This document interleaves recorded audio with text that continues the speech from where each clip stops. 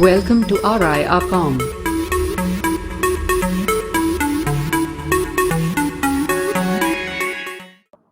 Emission, that is modes of communications. நம்ம என்ன மெத்தட்ல கம்யூனிகேட் பண்றோம், என்ன மெத்தட்ல கம்யூனிகேட் பண்றோம் அப்படிங்கிறது சப்ஜெக்ட் தான் இந்த எமிஷன்ஸ். எமிஷன் கோட்னு சொல்லுவாங்க. FEP, frequency, emission and power அப்படிங்கிறது நம்ம சப்ஜெக்ட் முக்கியமானது.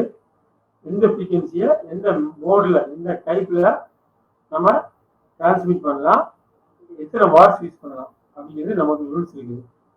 அதுக்கு இதில் வந்து கோட் வேர்டு வரும்.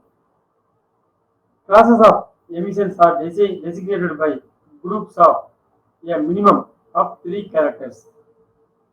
இதுல ஃபர்ஸ்ட் சிம்பிள் வந்து டைப் ஆஃப் மாடுலேஷன் குறிக்கும், மெயின் கேரியருடைய டைப் ஆஃப் மாடுலேஷன் குறிக்கும். செகண்ட் சிம்பிள் வந்து nature of signals modulating main carrier, அந்த சிக்னல் நேச்சர் அதை குறிக்கும். தேர்ட் சிம்பிள் வந்து டைப் ஆஃப் இன்ஃபர்மேஷன், எந்த வகையான இன்ஃபர்மேஷன் டைப்பை குறிக்கும். இதுல நம்ம ரேடியோ அமெச்சூர்ஸ்க்கு எதெல்லாம் பெர்மிஷன் இருக்குது, emissions that are permitted for amateurs in India, இதுதான் நம்ம பார்க்க போறோம் டேபிள்ல.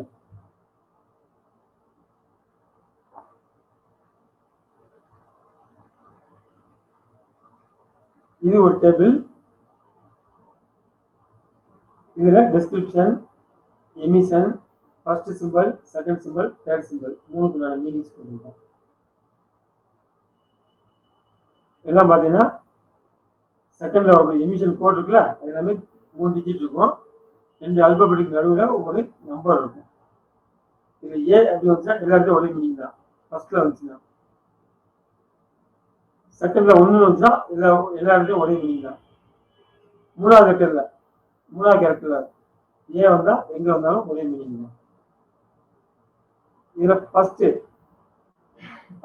ஏக்கு மூணாவது ஏக்கு மீனிங் மாறும், அதை புரிஞ்சுக்கணும். ஃபர்ஸ்ட்ல ஏ வந்தா ஒரு மீனிங், மூணாவது கேரக்டர்ல ஏ வந்தா மீனிங் வேற, புரியுங்களா? இதுல மோர்ஸ் கோட் டெலிகிராஃபி கோட் சொன்னீங்கன்னா இதா டெட் அப்படின்னு சொல்லி சொல்லுவாங்கன்னு சொல்லி தந்தி அடிக்கிறாங்கல்ல, அந்த மெத்தட். அது வந்து A1A. இது வந்து டபுள் சைடு பேண்ட். இதனுடைய கேரியரை வந்து 2 பக்கமும் மாடுலேஷன் பண்ணி அனுப்புவாங்க. அது எப்படிங்கிறது பின்னாடி நம்ம பார்க்கலாம், ஃபியூச்சர்ல பார்க்கலாம். Double side band. செகண்ட் சிம்பிளுக்கு 1ங்கிறதுக்கு meaning a single channel containing quantizing or digital information without the use of a modulating subcarrier. மூணாவது தேர்ட் சிம்பிள், மூணாவது ஏ இருக்குல்ல, அதுக்கு meaning telegraphy for aural reception. ஆரல்னா ஆடியோ மாத்திரம், ஆடியோ ரிசெப்ஷனுக்கு டெலிகிராஃபி கோட். இதே அடுத்து A2A, 2 ஏ ஒரே தான், சிங்கிள் வந்து 2 கொடுத்துருக்காங்க. இதுவும் அதே பர்பஸ் தான். பட் நல்லா பாருங்க, டிஸ்கிரிப்ஷன் பாருங்க. மாடுலேட்டட் கேரியர் வேவ் மோட்ஸ், மேல வந்து வெறும் மோட்ஸ் டெலிகிராஃபி. இது வந்து மாடுலேஷன் பண்ணப்பட்டது, புரியுங்களா? சின்ன சேஞ்ச். இதுவும் டபுள் சைடு பேண்ட் தான், இதுவும் டபுள் சைடு பேண்ட். அதுக்கடுத்து ஃபர்ஸ்ட் லெட்டர் ஏ எப்பயும் போல இருக்குது, செகண்ட் லெட்டர் வந்து 3 இருக்குது.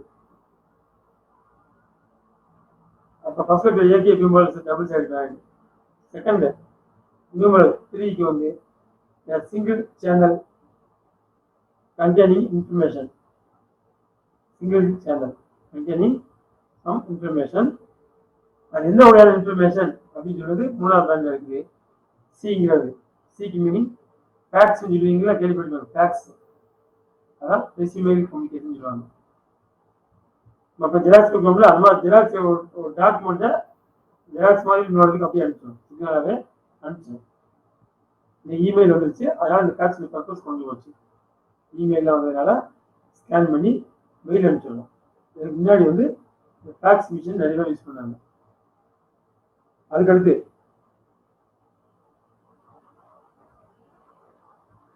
அதே ஏ அதே மீனிங் டபுள் சைட் பேண்ட். 3 அதே மீனிங். இ இது வந்து analog information telephonic including sound broadcasting. நம்ம வாய்ஸ் இதுக்கு முன்னாடி பார்த்தது மோர்ஸ் கோடு, இப்போ வந்து நம்மளுக்கு பேச்சு வாய்ஸ். இது AM amplitude modulation. Amplitude modulation AM சொல்லக்கூடிய வாய்ஸ் கம்யூனிகேஷன். அதுக்கு A3G. அதே fast scan TV. Fast scan TV எஸ்எஸ்டிவிங்கிறது slow scan TV. Fast scan டிவிங்கிறது டெலிவிஷன். அது வந்து A3F. A3F மூணாவது எஃப்னாலே டெலிவிஷன். அந்த மீன்ஸ் வீடியோ சிக்னல். அதுக்கடுத்து ஆர்டிடிவின்னு சொல்லுவாங்க. ஆர்டிடிவி பாக்கெட் ரேடியோ அந்த மாதிரி நம்ம இதில் இருக்குது. F1B ஃபர்ஸ்ட் லெட்டர் வந்து ஏன் இருந்துச்சுன்னா ஆம்பிளிட்யூட் மாடுலேஷன். இதில் ஃபர்ஸ்ட் லெட்டர் எஃப் வந்ததுனால இது வந்து ஃப்ரீக்வன்சி மாடுலேஷன். எஃப்எம் சொல்றீங்களா அந்த மாடுலேஷன் ஃப்ரீக்வன்சி மாடுலேஷன். ஒன்றுக்கு எப்பயும் போல மீனிங்னா டிங்கிறதுக்கு வந்து telegraphy for automatic reception Morse code. RTTV radio telegraphy சொல்லுவாங்க. அதுக்கு அடுத்து ஆர்டிடிவிலே ஏஎஃப்எஸ்கே இது வந்து F2B. இதுவும் எஃப்எம் தான், இதுவும் எஃப்எம் தான். பட் மாடுலேட்டிங் சிக்னல் வந்து சப்ளையரோட இருக்கும். அதுக்கடுத்து மூணாவது எஃப்எம் வாய்ஸ் நேரோ பேண்ட்ல இருக்கும். F3E பொதுவாக வந்து A3E F3E இது நிறைய கொஸ்டின் கேட்டிருக்காங்க. A3E F3E ரொம்ப கொஸ்டின் கேட்டிருக்காங்க. A3னா AM, F3னா FM. இது 3 வந்தாலே single channel containing analogue information. E வந்தா டெலிஃபோனி வாய்ஸ் கம்யூனிகேஷன். A3னா ஏஎம்ல வாய்ஸ் கம்யூனிகேஷன். அதாவது நிறைய பேர் கேட்டுக்கிறாங்க. இதுக்கு அடுத்து ஃபேக்ஸ். இதுலேயே ஃபேக்ஸ் ஸ்பெசிபிள் கம்யூனிகேஷன். F3C எஃப்எம்லேயே ஃபேக்ஸ். ஏஎம்ல பார்த்தீங்களா அதே மாதிரி எஃப்எம்லேயே ஃபேக்ஸ்.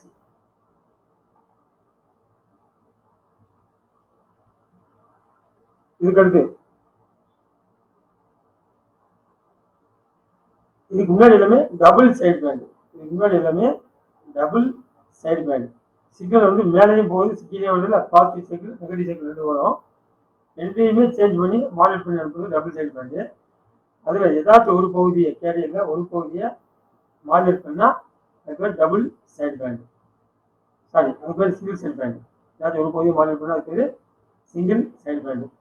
இதையும் ரெண்டா பிடிச்சிருப்பாங்க. மேல் பகுதி மாடல் பண்ணா அப்பர் சைடு பேண்ட், கீழ் பகுதி மாடுலேஷன் பண்ணி அனுப்பிச்சாங்கன்னா lower side band. USB LSB சொல்லுவாங்க. எஸ்எஸ்பி விரிவாக்கம் single side band. Single side band இங்கே டைப் கொடுக்கல, ரெண்டு டைப் இருக்குது. USB LSB. யூஎஸ்பி வந்து stands for upper side band, LSC stands for lower side band. இந்த எஸ்எஸ்பி ஃபுல் கேரியர் அப்படி use பண்ணாங்கன்னா H3E. இதில் வாய்ஸ் டெலிஃபோனிக்கிறது வாய்ஸ். இது அனலாக் சிக்னல் தான். அதே எஸ்எஸ்பியை கேரியரை சப்ரஸ் பண்ணி அனுப்பிச்சாங்கன்னா கேரியர் சிக்னலை அப்படியே சப்ரஸ் பண்ணி குறைச்சி அமுக்கி அனுப்பிச்சாங்கன்னா அது பேர் J3E. இந்த என்ஜின் கோடு பேர் J3E சப்ரஸ்டு கேரியர். அதே இது ரெடியூஸ்டு கேரியர் இருந்துச்சுன்னா R3E ரெடியூஸ்டு கேரியர். இதுவும் வாய்ஸ் தான். எஸ்எஸ்பி இல்ல H3E J3E R3E எல்லாமே வாய்ஸ் ப்ராட்காஸ்டிங். புரியுங்களா?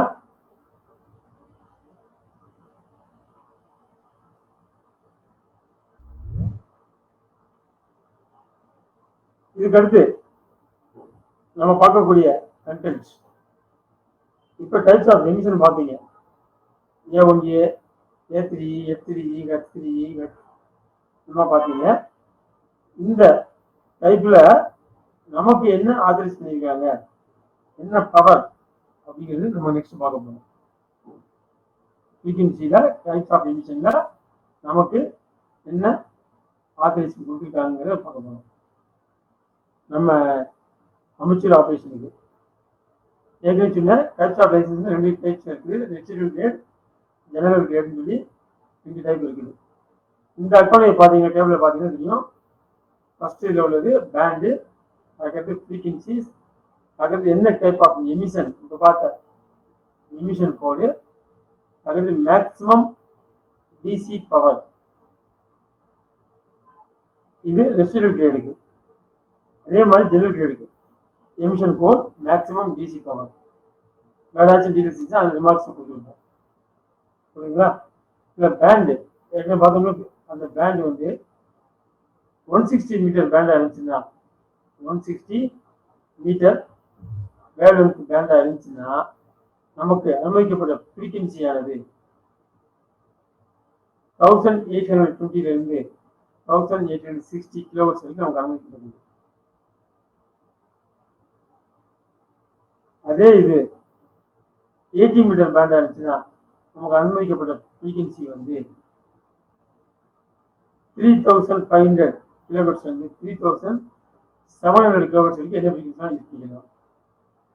இது சிம்பிளா வந்து 3.5 மெகாஹெர்ட்ஸ் 3.7 மெகாஹெர்ட்ஸ் சொல்லலாம். 1000 கிலோவாட்ஸ் ஈக்குவல் டு 1 மெகாஹெர்ட்ஸ். இந்த கால்குலேஷன் படி ரெண்டுமே ஒண்ணுதான். 3.5 மெகாஹெர்ட்ஸ் 3.7 மெகாஹெர்ட்ஸ் சொல்லலாம். அதுலேயும் நம்ம டிரான்ஸ்மிட் பண்ணலாம். அதுக்கு 75 மீட்டர் பேண்டிங் அப்படிங்கிறது 3890 கிலோவாட்ஸ் வந்து 3900 கிலோவாட்ஸ் வரைக்கும் நம்ம ரிப்ளேஸ் பண்ணலாம்.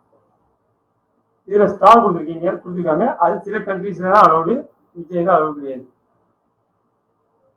புரியுங்களா? சில கண்டிஷன்ல கொடுத்துருப்பாங்க. இதுக்கு ரொம்ப ஃபேமஸ், நம்ம பெரும்பாலும் நம்ம ரேடியோ அமைச்சர்ஸ் பயன்படுத்தக்கூடியது, ஹெட்செட் பேண்ட் பயன்படுத்தக்கூடியது 40 மீட்டர் பேண்டு. 40 metre pant. இந்த 40 மீட்டர் பேண்ட்ல நமக்கு ஒதுக்கப்பட்டது நிறைய ஃப்ரீக்வன்சிஸ் இருக்கு. நம்ம ரேடியோ அமைச்சர்ஸ்க்கு ஃபேன்ஸ்க்கு ஒதுக்கப்பட்ட ஃப்ரீக்வன்சி 7000 கிலோவாட்ஸ் வந்து 7200 கிலோவாட்ஸ், அதாவது 7 மெகாஹெர்ட்ஸ்ல இருந்து 7.2 மெகாஹெர்ட்ஸ் வரைக்கும் எந்த சிக்னலும் யூஸ் பண்ணிக்கலாம். அதே 30 மீட்டர் பேண்டா இருந்துச்சுன்னா 10100 கிலோவாட்ஸ்ல இருந்து 10150 வரைக்கும் நம்ம யூஸ் பண்ணிக்கலாம். இது சில கண்டிஷன் தான், இது பெர்மிஷன். 20 மீட்டர் நமக்கு அலவுடு, எல்லாத்துக்குமே 20 வேர்ல்டு அலவுடு 20 மீட்டர் பேண்டு. அது என்ன ஃப்ரீக்வன்சி கவர் பண்ணி நமக்கு அனுமதிக்குதுன்னா 14000 கிலோவாட்ஸ் வந்து 10350 கிலோவாட்ஸ் வரைக்கும் அலவுடு. இதை 14 மெகாஹெர்ட்ஸ்ல இருந்து 14.350 மெகாஹெர்ட்ஸ் சொல்லுவாங்க.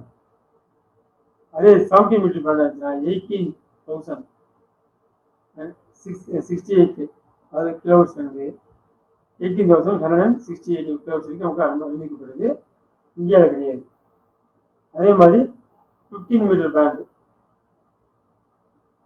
அப்படிங்கிறது 21,000 கிலோவாட்ஸ் டு 21,440 கிலோவாட்ஸ்.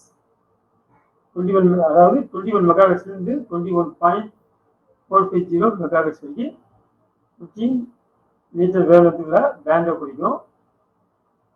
அதுவும் அனுமதிக்கப்பட்டதா. அதுக்கு 12 meter band, 12 meter wavelength band, அது 24.890 மெகாஹெர்ட்ஸ் இருந்து 24.990 மெகாஹெர்ட்ஸ். அதுக்கடுத்து லாஸ்டா 10 மீட்டர் பேண்டு, 10 மீட்டர் பேண்டு, இது 28 மெகாஹெர்ட்ஸ்ல இருந்து 59.7 மெகாஹெர்ட்ஸ் வரைக்கும் பயன்படுத்துவாங்க. புரியுதா? நல்லா கவனிங்க. இது எல்லாமே கச்சப்ல வரும், ஹை ஃப்ரீக்வன்சி சொல்லக்கூடிய கச்சப்ல வரும். புரியுங்களா? 160 மீட்டர்ல இருந்து 10 மீட்டர் வரைக்கும் ஹெச்எஃப் பேண்ட்ல வரும். இந்த ஃப்ரீக்வன்சியில பெரும்பாலும் நம்ம பயன்படுத்துறது 40 meter band, 20 meter band, 10 meter band. இது ரோடு வேலைக்கு நிறைய நம்ம யூஸ் பண்ணுவோம். இதுல ரெஸ்ட்ரிக்டட் கிரேட் வந்து என்னென்ன டைப் ஆஃப் ஃப்ரீக்வன்சி கோட யூஸ் பண்ணலாம்னா A3E டைப்ல யூஸ் பண்ணலாம், H3E டைப் மாடுலேஷன் யூஸ் பண்ணலாம், J3E type of signal use பண்ணலாம், R3E type of signal use பண்ணலாம். மேக்ஸிமம் பவர் வந்து 50 வாட்ஸ் யூஸ் பண்ணணும். ஹெச்எஃப்ல அதிகபட்சம் நம்ம பயன்படுத்துறது 50 வாட்ஸ், அதுக்கு மேலே யூஸ் பண்ணக்கூடாதுங்கிறது கவர்மெண்ட் ஆஃப் இந்தியாவுடைய நார்ம்ஸ். இதே இது பாருங்க, நீங்க ஜெனரல் கிரேடு பாஸ் பண்ணி அந்த லைசன்ஸ் வாங்கியிருந்தீங்கன்னா எல்லா டைப்லையும் கொடுத்துருப்பாங்க. A1A, A2A, A3E, H3E, J3E, R3E, F1B, F2B, F3E, F3C, A3C, A3F, எல்லா டைப் ஆஃப் சிக்னலையுமே நீங்க பயன்படுத்த முடியும். இதுல மேக்சிமம் வந்து 400 வாட்ஸ் வரைக்கும் யூஸ் பண்ணலாம். மேக்சிமம் 400 வாட்ஸ் வரைக்கும் யூஸ் பண்ணலாம். புரியுங்களா? இதுக்கடுத்து ஒரு காலம் கொடுத்துருக்காங்க. World grade 2 licenses are also authorized to use A1A in this band. பழைய முந்தி சொல்லி கேட்குறேன். முந்தி வந்து நமக்கு வந்து advance grade, grade 1, grade 2, resident grade 4 license கொடுத்தாங்க. இப்போ வந்து ஜெனரல் கிரேட், ரெசிடென்ட் கிரேட் 2 வகையாக மாற்றிட்டாங்க. அந்த பழைய மெத்தடில் கிரேட் 2 லைசன்ஸ் உள்ளவங்க A1A அந்த மெத்தடில் இந்த பேங்க்ல பயன்படுத்தலாம் சொல்லி கொடுத்துருக்காங்க. இந்த பேங்க்ல இதே பவர்ல பயன்படுத்தலாம் சொல்லி கொடுத்துருக்காங்க. இப்போ புதுசாக வந்து அந்த வாங்க முடியாது. ஆக்சுவலி நான் வந்து கிரேட் 2 தான், B3 வந்தாலும் நான் வந்து கிரேட் 2 தான் என்னுடைய லைசன்ஸ். இதுக்கடுத்து 2 மீட்டர் பேண்டுங்கிறது VHF பேண்டு. 2 மீட்டர் பேண்டுங்கிறது VHF, very high frequency band. அதுல நமக்கு அனுமதிக்கப்பட்ட ஃப்ரீக்வன்சி 144 MHz to 146 MHz. அதான் நமக்கு பெர்மிட்டடு. இதுல ரெசிடென்ட் கிரேட் இருந்தா F1B, F2B, F3E, F3C மெத்தட்ல மேக்ஸிமம் பவர் வந்து 10 வாட்ஸ் யூஸ் பண்ணலாம். அதே ஜெனரல் கிரேட் இருந்துச்சுன்னா அதே மெத்தட்ல F1B, F2B, F3E, F3C இதே மெத்தட்ல 25 வாட்ஸ் வரைக்கும் யூஸ் பண்ணிக்கலாம்.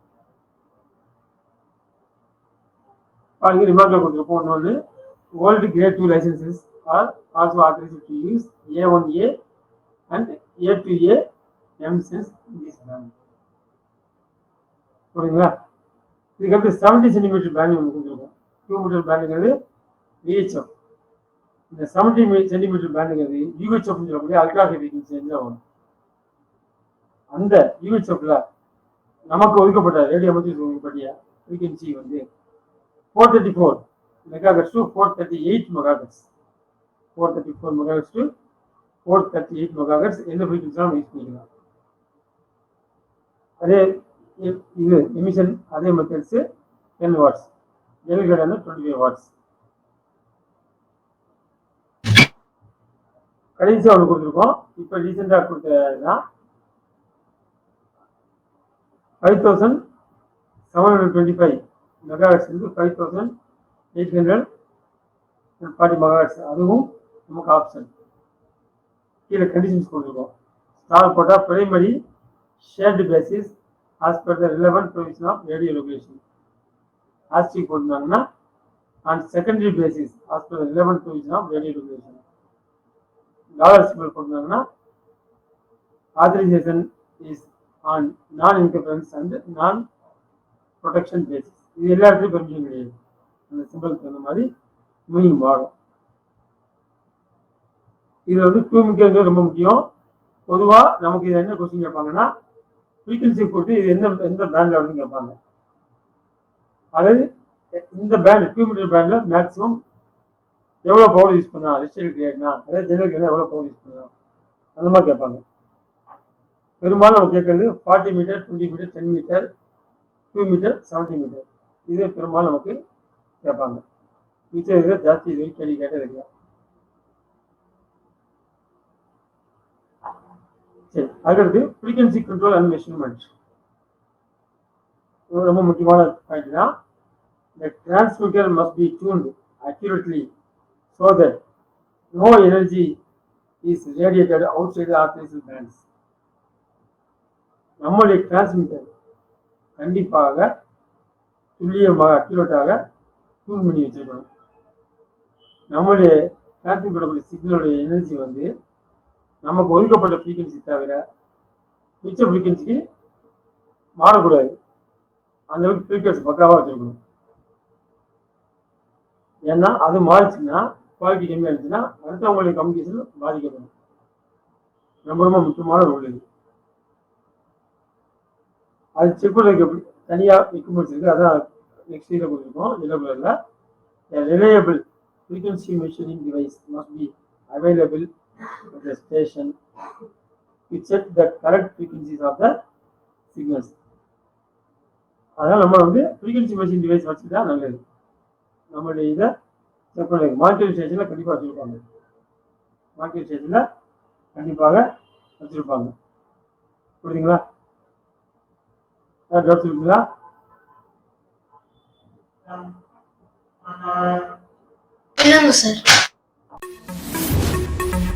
Thank you. Watch, subscribe and like.